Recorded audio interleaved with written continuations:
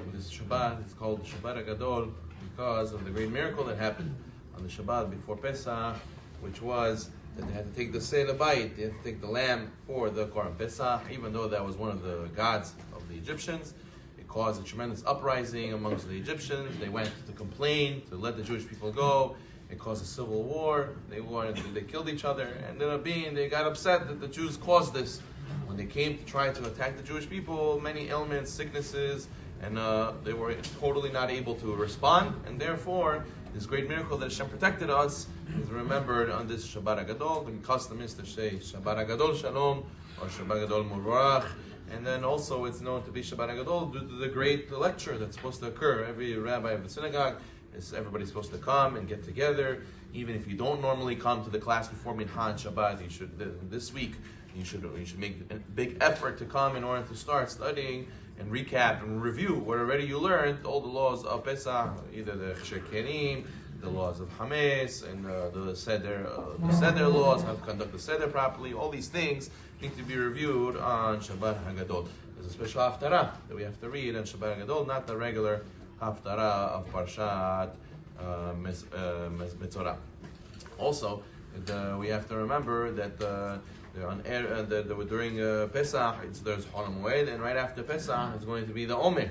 So therefore, we have to remember to count every day of the Omer once it starts, second day of Pesach. But Chol HaMoed is a certain melacha. Preferably, a person should not go to work. A person is only allowed to go to work if he's an essential health worker, or he's working with something related to the holiday, like a grocery store, enabling people to do mitzvot because of him.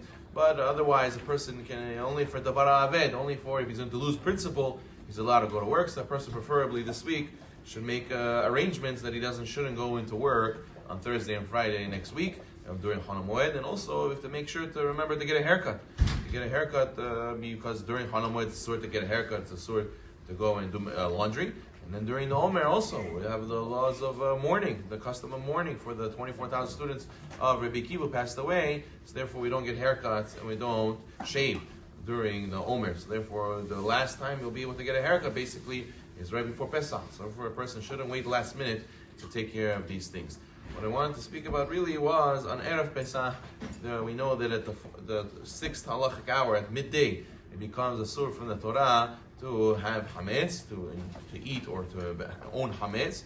However, the Chachamim made a safeguard, and they made 2 hours before that forbidden to eat, and 1 hour before Hatzah to own hametz.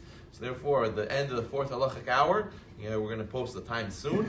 We're going to see early in the morning, around 10:30 or so, more or less, you will be asur to eat hametz, and then an hour, halachic hour later, it will be asur to benefit from hametz. You cannot sell your hametz anymore. So therefore, a person has to pay attention that you have to burn your hametz and do the bitul before this time. What can a person eat? On Erev Pesach, a person is not allowed to eat matzah. He has to make sure that he has a desire for the matzah and the Pesach Seder, and also he cannot be full. Therefore, he has to go and eat either fried or cooked matzah, or he can eat matzah shira. According to Sfaradim, in Taf Samech Bet, Maran says that you're allowed to eat matzah that was made with zero water, only fruit juice or wine or eggs. That there wasn't any water at all. It never will become hametz. That's how the Rambam learns. That's how the Tosafot learns, and therefore they're permitted to eat matzah shira. It's not considered. It's not kasher for the mitzvah, and therefore you'll be allowed to eat it Erev Pesach. But according to Ashkenazim, the Ramah is machmir, and he goes like Rashi. Rashi says no, it never becomes hametz to get the full-fledged karet penalty, but it's still asur midrabanan.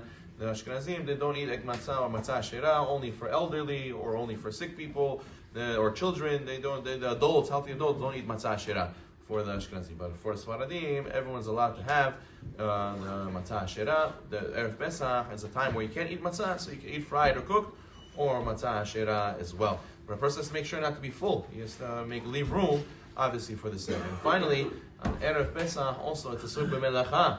After midday, it's a sort to do melacha. It's like a Chol HaMoed status, because either A, so you should be able to be free to do the preparation for the Seder, or since it's the time to give Korban Pesach, even though we're not going to give Korban Pesach today, but it used to be we give Korban Pesach at that time.